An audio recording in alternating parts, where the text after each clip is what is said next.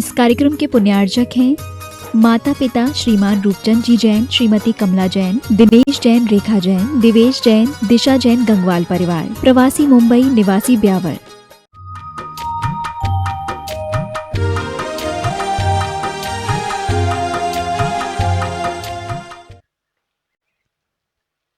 आज की शुरुआत गुरुदेव के एक संस्मरण से करते हैं। कुंडलपुर की बात है और कुंडलपुर में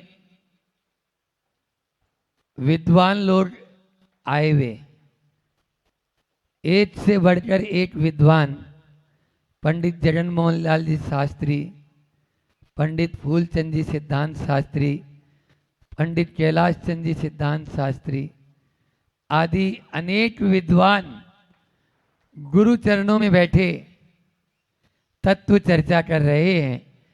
आचार्य श्री जी भी बहुत मग्न हैं तत्व चर्चा में, और तत्व चर्चा करते करते ही घड़ी का कांटा घूमकर जैसे ही अपने स्थान पर आया, आचार्य श्री जी से लोग घड़ी मिलाते हैं। घड़ी देखकर आचार्य श्री जी उठते बैठते नहीं हैं, उनको देखकर लोग समझ जाते हैं कि हाँ अभी इतने बजे हैं। बस जैसे ही कांटा 12 पर आ चुका है, वो अपने पिच्छी उठाई और आवर्त के लिए खड़े हुए। सब लोगों ने देखा इस सामायिक का समय हो ही गया, और लेकिन पंडित तो पंडित ही होते हैं। स्वाध्याय में बड़ा आनंद आ रहा था, और पंडित जी को एक पंडित जी बोलते उनमें से, गुरुदेव यह इतनी अच्छी तत्व चर्चा चल रही है, यह भी तो भाव सामायिक है, आप इस भाव सामायिक को छोड़कर इस द्रव्य सामायिक में कहां जा रहे हो? क्योंकि आत्मा परमात्मा की बहुत अच्छे से बातचीत चल रही है। तो आचार्य श्री जी कहते हैं, तुरंत ही जवाब, हाजिर जवाब, बोले सुनो पंडित जी, जब भी मुक्ति की या मोक्ष की प्राप्ति होगी इस द्रव्य सामायिक से होगी, आपकी इस भाव सामायिक से नहीं होगी जो आप बोल रहे हो। ये जवाब उनको लाजवाब जवाब दिया, क्योंकि जब भी मोक्ष की या मुक्ति की प्राप्ति चाहते हो, आचार्य श्री जी हमेशा कहते हैं दीवार की तरफ मुंह कर ले और हाथ पर हाथ धरकर बैठ जा। क्यों? कल आचार्य पूज्यपाद स्वामी ने भी वही बात कही। और आचार्य श्री जी तो आपको और बता दूं, चाहे कोई मिनिस्टर आए, चाहे कोई मुख्यमंत्री आए, चाहे कोई होम मिनिस्टर आए, वो अपने आवश्यक को आगे पीछे कभी नहीं करेंगे। सामायिक के समय तो वो सामायिक ही करेंगे। अरे मुनियों की बात तो छोड़ो, श्रावक भी पहले होते थे, बैलगाड़ी से यात्रा कर रहे हैं, 12 बज गए, अब बैलों को खोल दो और अपने भी एक तरफ बैठ जाओ, ताकि सामायिक के बाद 1 घंटा 1.5 घंटा बाद फिर से चलेंगे। बिहार चलता है, सम्मेद शिखर जी आदि की वंदना करते हैं। कई बार प्रमाण सागर जी महाराज के साथ में वंदना की। बस 12 पौने 12 बजे, 12:15 बजे, बस तुरंत अब बस आगे की यात्रा बाद में, अभी अपन यहीं बैठ के सामायिक करते हैं। इस प्रकार से यही शीतकाल में जब सुबह शाम ठंड ज़्यादा रहती है, दिन में बिहार करते हैं, तो जैसे ही 12 सवा 12 बजे, और आपके यहाँ एलोरा आ रहे थे तब भी तो अंजनगिरी से आहार लेके चले थे, याद है? हाँ, आहार के बाद बिहार और सामायिक का समय हुआ तो बस बैठ गए। गौशाला दूर थी, गौशाला में सामायिक होना था, कोई बात नहीं, बीच में ही सामायिक के लिए बैठ गए दोनों। तो यही होता है, जहाँ पर समय हो गया, स्वाध्याय के समय स्वाध्याय करो और सामायिक के समय सामायिक करो। हम क्या करते हैं, एक समय में सब काम करना चाहते हैं। महाराज जी आजकल तो मल्टीटास्क कोर्स चलते हैं, हाउ कर लो मल्टीटास्क। ये माइंड है ना, माइंड, ये ऐसा फ्यूज उड़ जाएगा। अच्छा एक बात बताओ कि आपके यहाँ जितनी कैपेसिटी है, यदि आपके जो फ्यूज बंधा हुआ है उस पर उतना ही लोड देंगे तो वो हमेशा बंधा रहेगा, और यहाँ पर ज़्यादा लाइट जला देंगे या ज़्यादा आप कुछ भी करेंगे साउंड आदि के माध्यम से भी, तो वहाँ का फ्यूज क्या होगा? बोलो, दीपक भाई बताएंगे। एमसीबी गिर जाएगी, वह गिर जाएगी। यही तो है, यही बात कहते हैं कि आप एक समय पर वह एक काम करें, और जिस समय पर जो काम कर रहे हैं उसी काम पर अपन फोकस करें। आपको लगता होगा महाराज आप भी तो करते हैं, एक साथ कितने सारे कार्य हो जाते हैं। नहीं, अभी प्रवचन करना है तो प्रवचन पर ही ध्यान देंगे, तभी वो बोल पाएंगे। इसको बोलते हैं आवश्यक अपरिहाणी। 16 कारण भावना में एक भावना का नाम है, कौन सी भावना? आवश्यक का परिहार नहीं करेंगे, हाँ अपरिहारी, त्याग नहीं, समय पर करेंगे और पूरा करेंगे और सही मन से करेंगे ये। हाँ, अरे अब उपवास है, अभी सामायिक और डरी है, उसको और कर लो, हाँ जैसे कि उठा के लाना है सामायिक को कहीं से, और फिर दरी बिछाएंगे तो ऐसे ही बिछा दी। और वो भी अब कौन सी सामायिक? लंबी सामायिक करेंगे। लंबी सामायिक जानते हो? लंबी सामायिक कौन सी होती? अरे लंबे होकर, हाँ वो जो चटाई बिछा दी उस पर लंबे हो गए, वो लंबी सामायिक कहलाती है। आज महाराज जी हमने लंबी सामायिक, कौन सी सामायिक? वो महाराज जी लेट से सामायिक की थी, क्योंकि बैठने की कैपेसिटी नहीं बन रही थी।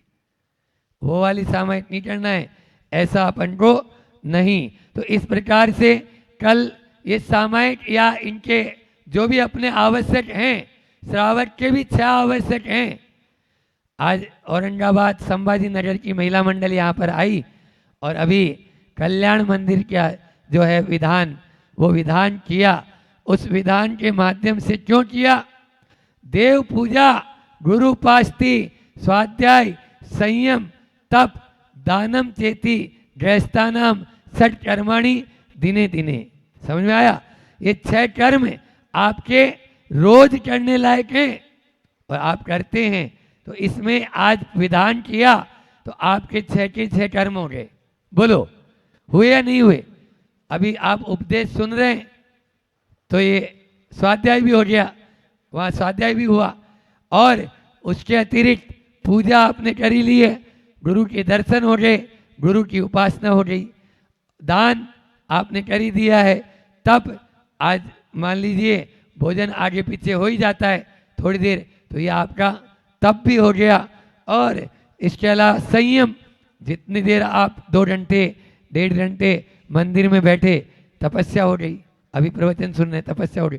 इस प्रकार से ये 6 कर्म आवश्यक आपको भी और हमारे भी अलग आवश्यक बताए, उनको प्रतिदिन करना है, एक दिन नहीं। ये तब आवश्यकों के प्रति हमारा श्रद्धान बनेगा जब कल वाली कारिका अपन याद रखेंगे। कल वाली कारिका का निचोड़ यही था कि दूसरा मुझे समझा नहीं सकता और मैं दूसरों को समझा नहीं सकता, इसलिए मैं किससे वार्तालाप करूं? मैं निर्विकल्प हूं। यद अहम निर्विकल्प कह, मैं निर्विकल्प हूं।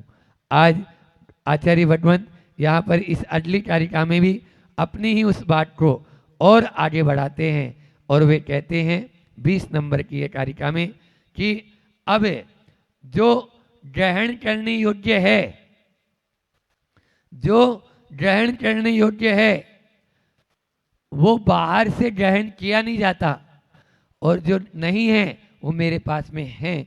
अपन पहले कारिका लेते हैं और फिर उसके बाद में वो मंदिर जी में रह गया बोर्ड, हमने बोला था ना बोर्ड पे लिख तो दिया है, यदि एक जना उठा लाएगा तो उठा लाओ कोई जाके, और उस बोर्ड को यहाँ रख सकते हैं। उस पर लिखा हुआ भी है, यद ग्राह्यम न गन्नाति ग्रहीतम नेव मुंचति जानाति सर्वता सर्वम तत् स्वसंवेद्यमस्मयम्। बहुत सुंदर कारिका है। यत ग्राह्यम, यत यानी जो आत्मा, यहाँ पे निकलेगा अग्राह्यम, तो अग्राह्य ग्रहण के योग्य नहीं है, वह गृह्णाति नेव मुंचति, वह ग्रहण करता है। जो ग्रहण के में आने योग्य है ही नहीं, उसको यह आत्मा ग्रहण करता है। और ग्रहितम नेव मुंचति, जो ग्रहण किया गया है, नेव मुंचति, वह छोड़ता है, वह नहीं छोड़ता है। हाँ, नेव न एव मुंचति, यानी नहीं छोड़ता है। इस प्रकार जो सर्व था और सर्वम, यानी सभी चेतन अचेतन पदार्थ, ये हो गए सर्वम। और सर्वता सब प्रकार से जानता है, वह सत्संवेद्य अपने ही द्वारा सत्संवेदन के योग्य मैं हूँ। जो ग्रहण, फिर से इसका अर्थ लेते हैं, जो ग्रहण के योग्य नहीं है उसे ग्रहण नहीं करता। शुद्ध आत्मा की बात है। जो ग्रहण के योग्य नहीं है उसे ग्रहण नहीं करता, और जो ग्रहण के योग्य या छोड़ने के योग्य नहीं है उसे नहीं छोड़ता। जो छोड़ने के योग्य नहीं है उसे नहीं छोड़ता। ऐसा सर्वम, सब प्रकार से और सर्वथा हमेशा जानता है, वही शुद्ध आत्मा मैं हूं। यानी मैं ग्रहण कर नहीं सकता हूं और छोड़ नहीं सकता हूं। कल वाली बात थी ना कि दूसरों के द्वारा समझाया नहीं जा सकता हूं, और खुद दूसरों के द्वारा मैं दूसरों को समझा भी नहीं सकता हूं। आज वो आगे बोल रहे हैं, मैं दूसरों के द्वारा कुछ भी ग्रहण, क्योंकि सामने क्या है, जड़ है। जड़ को ग्रहण कर सकते हो क्या? बोलो, नहीं कर सकते। और हमारी चेतन आत्मा, तो आत्मा का जो लक्षण है, आत्मा के जो गुण हैं, उनको छोड़ सकते हो क्या? बोलो, नहीं छोड़ सकते। लेकिन विभाव परिणति में हम सब छोड़े हुए हैं। कहते हैं ना, जल का स्वभाव शुद्ध है, शीतल है, शांत है, जल की तरह है आत्मा, फिर क्यों अशांत है। जल का स्वभाव शुद्ध है, जैसे जल का स्वभाव शुद्ध है, शीतल है, शांत है, लेकिन अभी कैसा जल है? बोलो, संभाजी नगर। हाँ, अभी तो महाराज खोलता हुआ जल है। बस सामने वाला थोड़ा सा यदि माचिस की तिल्ली बता दे ना, तो हम उसको बता दें कैसे बम फूटता है। ऐसा है। तो ये क्या हुआ? ये अशांत हो गया। समझ में आ रहा है? जल का स्वभाव शुद्ध है, शीतल है और शांत है।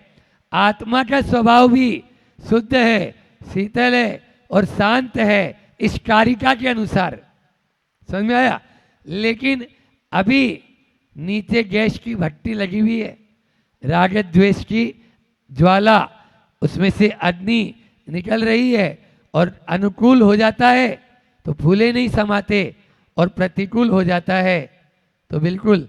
अभी स्वाध्याय में बोरालकर जी सर से जब चर्चा चल रही थी, तब यही बात आई कि सबसे बड़ी बात है ईगो।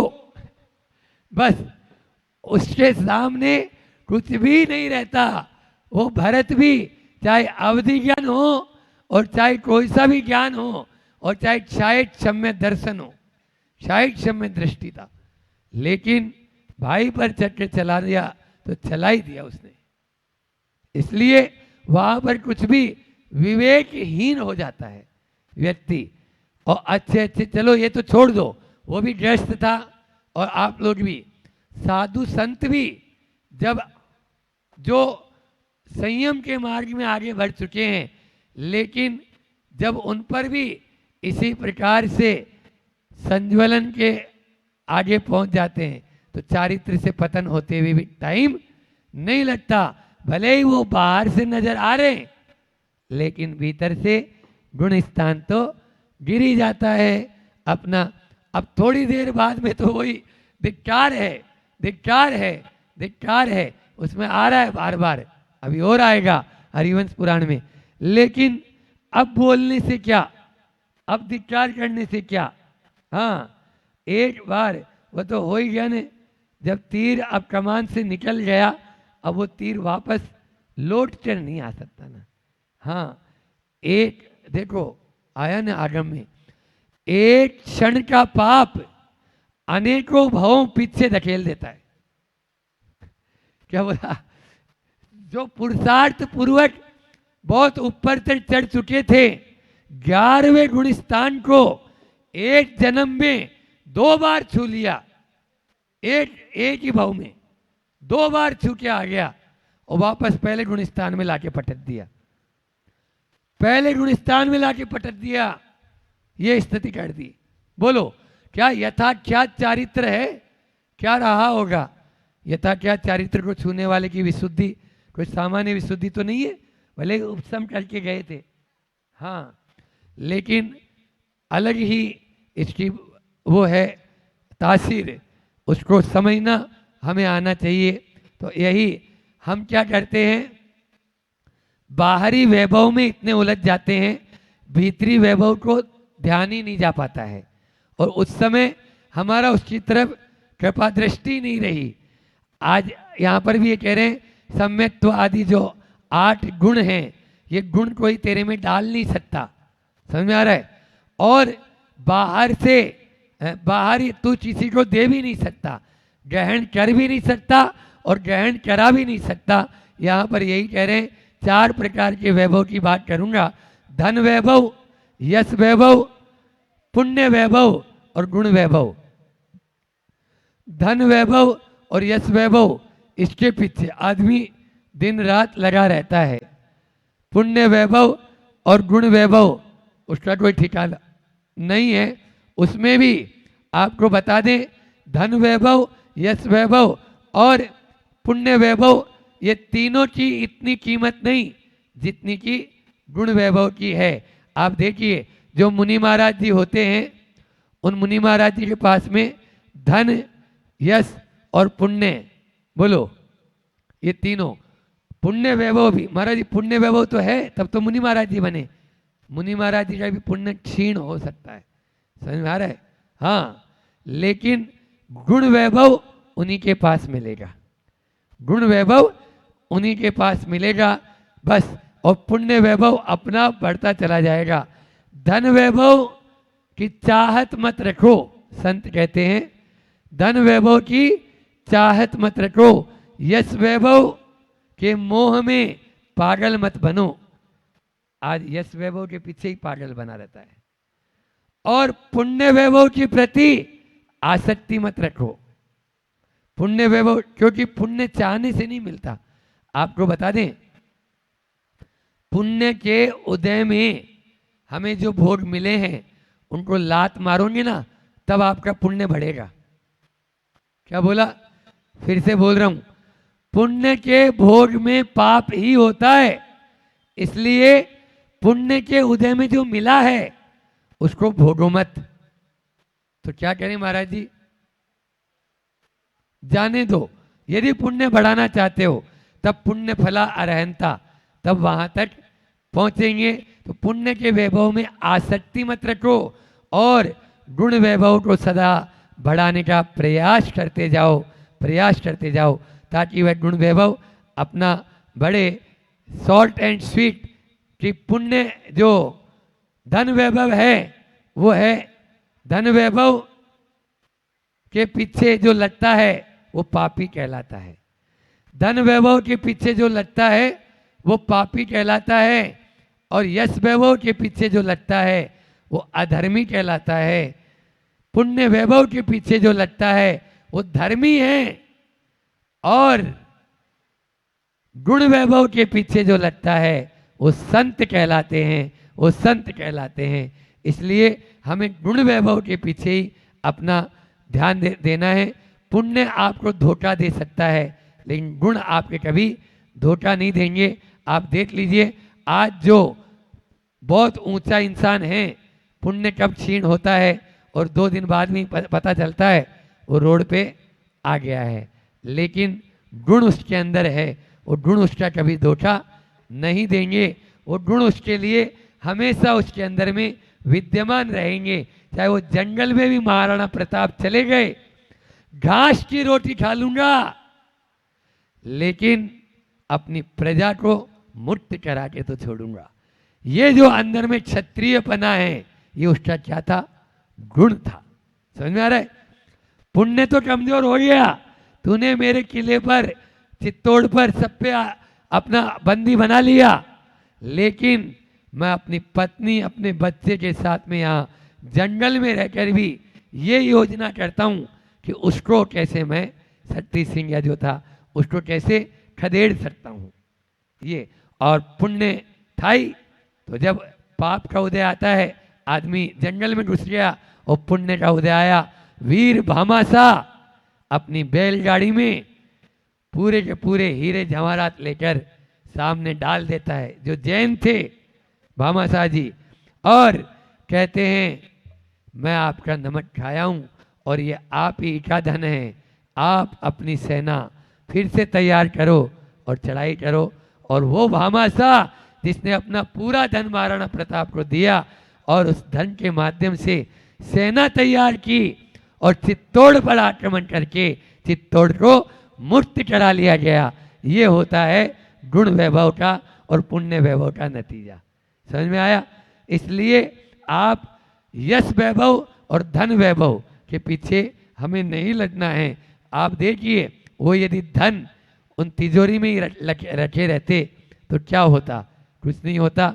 आज महाराणा प्रताप नहीं बन पाते, और भामाशाह, वीर भामाशाह या दानवीर सेठ, आज किसी को यदि दान करता है कोई, तो उसके आगे क्या लगाते हैं? आर के मार्बल वाला अशोक जी पाटनी को, जो यहाँ पर अभी पर्यूषण में शिविर का वो भी कर रहे हैं, पुण्यार्जक। हाँ, तो ये क्या है?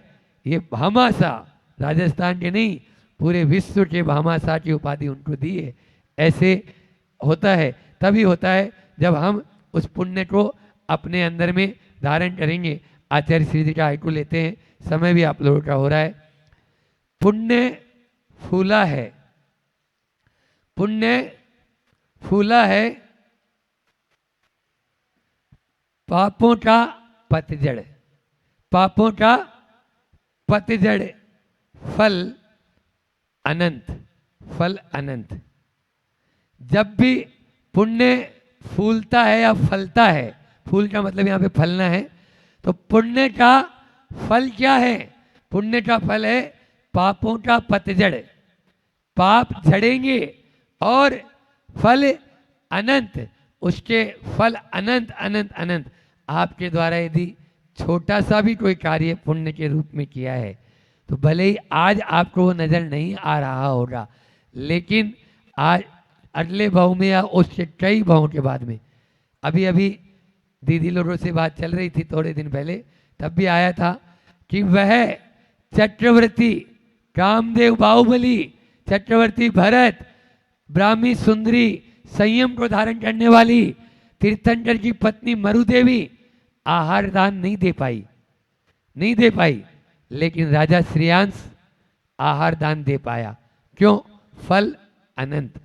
10 भाव के बाद याद आया कि मैंने श्रीमती की पर्याय में किसी को मुनि, 2 रिद्धिधारी मुनिराम महाराज को आहार दिया था। बस आहार की क्या विधि होती है? हे स्वामी नमोस्तु नमोस्तु बोला और अस्तिनापुर में आदिनाथ भगवान का आहार हो गया। ये किसका परिणाम है? बोलो। पुण्य फूला है, पापों का पतझड़। और यहां तो दोनों तरफ से हुआ दीदी, दोनों तरफ से। बोलो, उनका अंतराय कर्म उनका भी तो चल ही रहा था, आदिनाथ भगवान का भी। तो इसका इधर श्रावकों के सबका अंतराय कर्म और स्वयं पात्र का और दाता दोनों के अंतराय कर्म का क्षय करने वाले हो गए राजा श्रेयांश। एक राजा श्रेयांश दोनों के अंतराय कर्म का क्षय कर दिया। बोलो, दानांतराय और लाभांतराय का। और पंचाश्चर्य की वर्षा होती है, लेकिन ये सब तभी होता है जब पुण्य होता है, और पुण्य तभी होता है जब गुणों की ओर दृष्टि होती है। गुणों को कोई भी डाल नहीं सकता है, बस वो गुण अपने अंदर में विद्यमान हैं उनको उद्घाटित करना है। समझ में आ रहा है? उन पे अभी विभाव परिणति में रात चढ़ी है, उस रात को हटा दो, एक फूंक मारो, अपना आप वो गुण उद्घाटित हो जाएंगे। लेकिन क्या करें महाराज, अभी तो मोह, राग और द्वेष, ये 3 प्रकार की उस पर डस्ट है। उस डस्ट को थोड़ा सा हिलाने की कोशिश करो, हिलाएंगे तो जरूर वह ढीली होगी, और ढीली होगी तो गुण प्रकट होंगे। हम सब में भी ऐसे ही गुण प्रकट हों, ऐसी भावना के साथ अपनी वाणी को विराम देता हूँ। बोलिए अहिंसा परमो धर्म की। आचार्य गुरुवर विद्यासागर जी महाराज, इसका पद्य अनुवाद और ले लेते हैं। चैतन्य को पर कभी तजता नहीं है, अग्राह्य को ग्रहण भी करता नहीं है।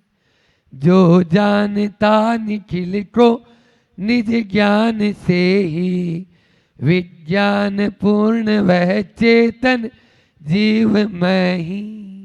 मैं वह चेतन जीव स्वभाव वाला आत्मा हूँ। बस एक ही रट 24 घंटा लगाओ, मैं आत्मा हूँ, मैं आत्मा हूँ, मैं आत्मा हूँ, मैं आत्मा हूँ। बस यही रट आप हमेशा लगाते रहेंगे तो इस समाधि तंत्र का हमारा यह प्रवचन करना सार्थक हो जाएगा, सार्थक हो। बोलिए अहिंसा परमो धर्म की। जिन आँखों को झांकने से हमारा अहम गल जाए, उनकी अहमियत से ही हम अपने जीवन को समतामय बनाएं, ये है आदर भाव। बस आप जैसे ही उनकी आंखों में झांकोगे ना, वास्तविकता में अगर जिनने गुरुदेवों के दर्शन किए हैं तो जब जाते हैं तो सब पूरा का पूरा अहम क्या हो जाता है, गल जाता है। बड़ा बड़े व्यक्ति भी आते हैं और जैसे इनको देखते हैं तो ठंडे पड़ जाते हैं। उनकी अहमियत से ही, मतलब किनकी, उन गुरुदेवों की अहमियत से ही हम उनके अपने जीवन में समतामय बन जाते हैं, हमारा जीवन समतामय बन जाता है। बस देखते रहें, उनको देखते रहें और कुछ नहीं। एक बहुत बड़े हीलर आए थे, बहुत बड़े विदेश से हीलर बुलवाए थे। जो हीलर क्या थे, वो सिर्फ हीलर आने के लाखों रुपए लेते हैं, आने के लाखों रुपए लेते हैं। फ्लाइट से उनको बुलवाया। पूना की एक दीदी है, सपना दीदी, हीलिंग का काम करती है। उन्होंने जब आचार्य भगवान अस्वस्थ थे रामटेक में, तब उन्हें बुलवाया। अब वो बुलवाया, बहुत पैसा लगता है उनको बुलवाने में, और उनकी फ़ीस 1-1 घंटे की रहती है, लाखों में, डॉलर्स में रहती है उनकी फ़ीस। और वो ऐसा, जब वो बैठते हैं तो अपनी हीलिंग बैठते हैं और देखते हैं, और देखते हैं गुरु मतलब स्वस्थ कर देते हैं व्यक्ति को। इतने बड़े वो हीलर थे, सबसे बड़े हीलर थे। उनको इसलिए बुलाया, गुरुदेव रामटेक में अस्वस्थ थे। जब गुरुदेव को बुलाया, गुरुदेव के पास उनको बुलाया रामटेक में, और रामटेक एयरपोर्ट से उतरे और एयरपोर्ट से आए तो पहले चिढ़ गए। बोले आप पहले बोलते कि जहाँ आप ले जा रहे हो वहाँ एयरपोर्ट नहीं है, मेरा कीमती समय 1-1 मिनट का पैसा लगता है, आप समझते हो। बहुत एकदम तेज से उन्होंने बोला। तो जो लोग लेके आए तो उन्हें क्षमा याचना करी, गाड़ी में बिठाया, रामटेक लाए। रामटेक में लाने के बाद आचार्य भगवान तो किसी को कुछ मानते नहीं हैं। अब उनको आचार्य श्री जी वहाँ बैठे थे, और बैठते ही बोले वो आचार्य भगवान वो हैं, आपको उनको ठीक करना है। तो वो आचार्य श्री जी की पूजन चल रही थी। उस पूजन में जैसे ही आचार्य भगवान को देखा, वो देखते ही रह गए क्या है। फिर उसके बाद उन्होंने कहा क्या मैं इनसे अकेले में मिल सकता हूँ या बात कर सकता हूँ। तो उन्होंने कहा नहीं, वो आपसे बात नहीं करेंगे ना अकेले में। आप बोले हम स्वस्थ करने आए, ऐसा कुछ भी नहीं। मैं आपके हाथ जोड़ता हूँ, मुझे उनसे मिलना, उनसे बैठना है। तो बोले ठीक है। वो जब स्वाध्याय करेंगे हॉल में एक तरफ आपको बिठा देंगे हम। तो जब वो स्वाध्याय कर रहे थे आचार्य श्री जी, तो उनको वहाँ बिठा दिया और बैठे वहाँ पर, और आधे घंटे तक निहारते रहे। गुरुजी उठ के जब बाहर आए तो पीछे पीछे आए और फिर निवेदन किया, क्या मैं उनके पास और बैठ सकता हूँ। तो बोले नहीं, ऐसे आप उनके पास और नहीं बैठ सकते। तो उन्होंने जो अपनी अनुभूति शेयर करी, उन्होंने कहा कि जो भी चार्ज बनाए वो मैं 401 रुपया नहीं लूँगा। सच बताऊं तो मैंने दुनिया के बड़े बड़े साधुओं के दर्शन किए, बड़े बड़े महंतों के दर्शन किए, पर जो एनर्जी है उनकी, उस एनर्जी को मैं कवर नहीं कर पा रहा था। मेरे हाथ उनकी एनर्जी को संभाल नहीं पा रहे थे। वो तो पावरफुल शक्ति है, चलते फिरते भगवान है, आपने कहाँ लाके खड़ दिया। मैंने अपने आप को चार्ज कर लिया है, उनके पास आकर अपने आप को ऊर्जावान बना लिया है, उनके चरणों में आकर कहाँ ले आए आप। मैं आपसे निवेदन करता हूँ कि बार बार ऐसा मौका मुझे देते रहना ताकि मैं आऊँ और और एक निवेदन है कि मैं बाहर से आता हूँ, जब भी गुरुदेव जहाँ पर एयरपोर्ट हो उस एयरपोर्ट पे जब भी गुरु रहें तब मुझे बुला लेना, मैं चार्ज होकर जा रहा हूँ, पैसे लेने की तो बात नहीं है, आप तो बोलो कहाँ कितना दान करना है, मैं दान करने को तैयार हूँ। वो व्यक्तित्व सोचो क्या है ये उनके, मैं सामने साक्षात था, उनको देख रहा था, जो पहले नाराज हो रहे थे मेरे कमरे के बाहर, चिल्ला चोट कर रहे थे, किस प्रकार से व्यवहार कर रहे थे, और जैसे ही यहाँ से सामने गुरुजी के पास गए वो बिल्कुल बिहल हो गए। ऐसा देखा नहीं मैंने। ये हैं पूज्य गुरुदेव। फिर दूसरी बार वो बार बार फोन करते रहे, जब गुरुदेव का चातुर्मास भोपाल हुआ कि एयरपोर्ट है मैं आ रहा हूँ, और तुरंत फिर वहाँ से उड़ते हुए बम्बई आए और बम्बई से फिर भोपाल आए और बोले ऐसा मौका देते रहना। यह है गुरुदेव जिनकी आंखों को देखकर अच्छे अच्छे क्या हो जाते हैं, सबकी भटकन, जिन आंखों से हमारे दर दर की भटकन और संसार की अटकन को रोकने की दम कम हो, वो आंख हमारे जीवन को संवारने वाली होती है। ऐसे कितने ही अनंत जीवों की को क्या संवारा होगा उन्होंने अंदर। क्या मैं तो यहाँ तक बोलता हूँ कि जो अदर आँखों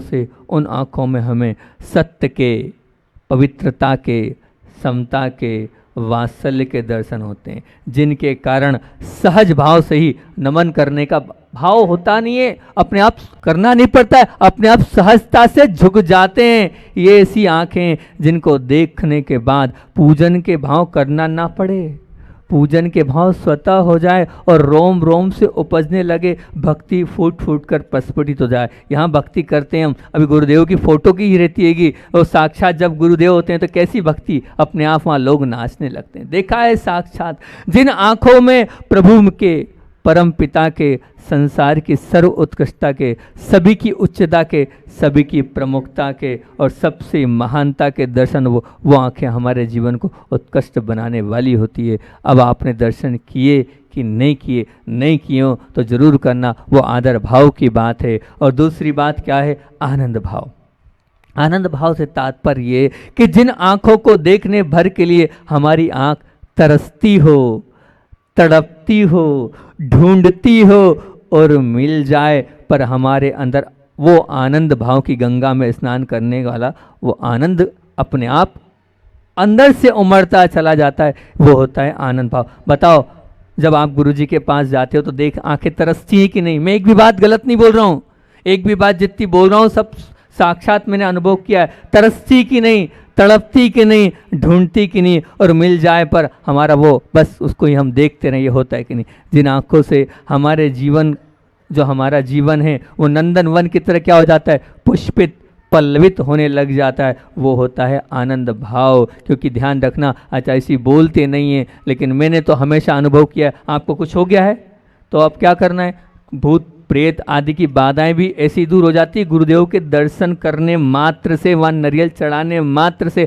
आप जाओ, मेरे पास आते हैं बहुत सारे लोग, तो क्या करना, नहीं है गुरुजी के पास जाने की ज़रूरत नहीं, कमरे में आपको मिल रहा है, आप तो बस अपना काम करना है, श्रीफल चढ़ा दो और बस कायस्सर कर लो। मैंने कहा तुम्हारा काम निश्चित तौर से हो जाएगा, इतनी ताकत है गुरुदेव को, वहाँ बोलने की और हाथ उठाने की ज़रूरत नहीं, वहाँ तो भाव प्रेषित करो और आपका काम होता चला जाएगा, बिल्कुल होता चला जाएगा। क्योंकि जिन आँखों में उतरते ही हमारा मायूस और उदासी भरा जीवन भी आनंद भाव से ओतप्रोत हो जाए, वो उसमें अवगाहित होने लगे, वो है आनंद क्या भाव। वो आनंद भाव मिलता है, जो आँख जिसमें हमें प्रसन्नता मिले, खुशी, उत्साह, प्रशस्ता, सहजता, कोमलता, आनंदता देखनी ना पड़े, स्वतः दिखती है उनकी आंखों में सब कुछ। उत्साह दिखता है, प्रशस्ता दिखती है, सहजता दिखती है, कोमलता दिखती है, आनंदता उनकी उन आँखों में देखनी नहीं पड़ती, अपने आप दिखती है। वे आँखें जिनके आनंद की वर्षा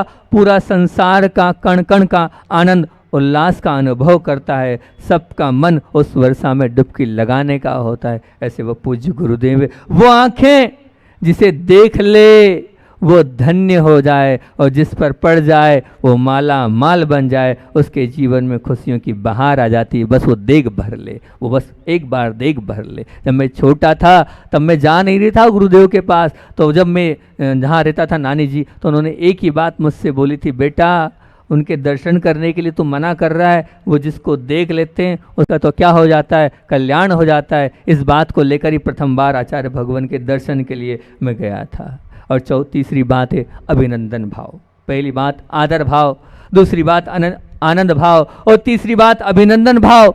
जिन आँखों में अभिनंदन के भाव हो, बार बार वंदन के भाव हो, बार बार क्या हो, बार बार जो है नमन के भाव हो, जिनको देखकर भी तृप्ति नहीं हो, वो है अभिनंदन भाव। वे आँखें जितने देखें उतनी ही हमारी तृष्णा बढ़ती जाए। क्या बढ़ती जाए?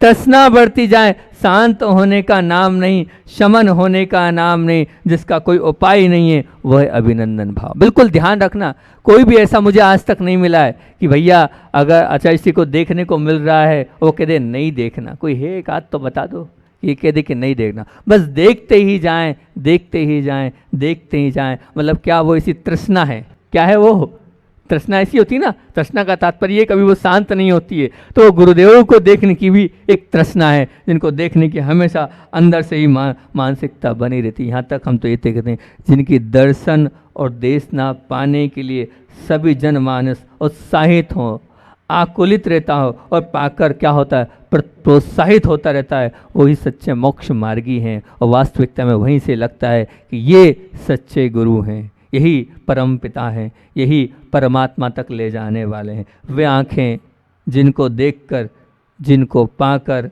और जिनके साथ रहकर सभी का मन मयूर नाच उठता है। वो मन अपने आप प्रसन्न होने लगता है। नाचना, मन का नाचना भी नाचना कहलाता है। ध्यान रखना, ऐसा नहीं है कि मन नहीं नाचता है, मन भी नाचता है। कब नाचता है? जब बहुत ज़्यादा खुशी होती है, प्रसन्नता होती है, प्रफुल्लता होती है, तो मन मयूर नाचने लगता है। वे आँखें जिनमें बड़ों के प्रति जो अभिनंदन भाव हमारे अंदर, उससे कई गुना अभिनंदन भाव उनकी आँखों में मुझे देखने को मिला है। क्या बोल रहा हूँ? मतलब एक अभिनंदन भाव तो आपके अंदर है, लेकिन उससे कई गुना ज़्यादा अभिनंदन भाव उनके अंदर देखने को मिलता है। जब वो देखते हैं तो इसी करुणामयी दृष्टि से देखते हैं कि सबका कल्याण हो, सबका भला हो, सबका अच्छा हो। एक बार की बात बता रहा हूँ, बहुत अच्छी बात बता रहा हूँ, बहुत बार बता चुका हूँ, लेकिन जब भी गुरुदेव की बात आती है, हम बिहार करते हुए जा रहे थे। जब बिहार करते हुए जा रहे थे तो बिहार करते हुए रास्ते में से जा रहे थे, और रास्ते में जा रहे थे तो हजारों लोग, आदिवासी लोग ऐसे नमन कर रहे थे। आप तो चरण छूने के लिए मरते हो, लेकिन वो दूर से ऐसे ऐसे कर रहे थे, ऐसे ऐसे कर रहे थे, दूर से गुरुदेव की चरणों में नमन के लिए ऐसे कर रहे थे। और पूरा रास्ता भरा हुआ था, आदिवासी लोग थे, पूरे के पूरे अजैन बंधु थे, लेकिन उनकी भक्ति देखते बनती थी, क्या वो भक्ति कर रहे हैं। और जब शाम को हम लोग गुरुदेव के पास वैयावर्ती के लिए पहुँचे तो सुनना क्या, गुरुदेव के पास पहुँचे तो गुरुदेव से जब बोला क्या आचार्य भगवान वैयावर्ती करना, वो हंस रहे थे। हमने कहा क्या गुरुदेव आप मुस्कुरा क्यों रहे हैं, मुस्कान में क्या राज है? तो उन्होंने सबसे प्रश्न पूछा, आज तो बड़ा आनंद आया, कितने सारे जो अजैन बंधु थे कितनी भक्ति से नमस्तु कर रहे थे, कितने आनंद भाव से वो नमन कर रहे थे, उनको तो बड़ा देखकर आनंद आ रहा था। फिर आचार्य ने बोला, जब वो नमन कर रहे थे तब आप लोगों के क्या भाव थे? हम लोगों से पूछा। विशाल सागर जी थे, मैं थे, धवल सागर जी थे। तो विशाल सागर जी का भला हो, किसी ने कुछ कहा, किसी ने कुछ कहा। तो आचार्य श्री जी ने बोला, पता है मैं प्रत्येक नमोस्तु पर क्या भाव व्यक्त कर रहा था? बोले मैं क्या सोच रहा था, मैं देखते जा रहा था और मुस्कुराते जा रहा था और सबको हाथ उठा उठा के आशीर्वाद दे रहा था, सम्यक दर्शन की प्राप्ति हो, सम्यक दर्शन की प्राप्ति हो, सम्यक दर्शन की प्राप्ति। देखो क्या विचार, क्या हम सोच भी नहीं पा रहे हैं और वो सबको सम्यक दृष्टि बना रहे हैं। ये है भाव। चौथी बात है आक्रोश भाव। आक्रोश भाव से क्या तात्पर्य, क्या चिंतन किया मैंने आक्रोश भाव पे? जिन आँखों को देखने भर से हमें डर का अनुभव लगे करे, वो आंखें देख रही है, कुछ गलत हो गया तो एक डर का भय जिन आंखों में।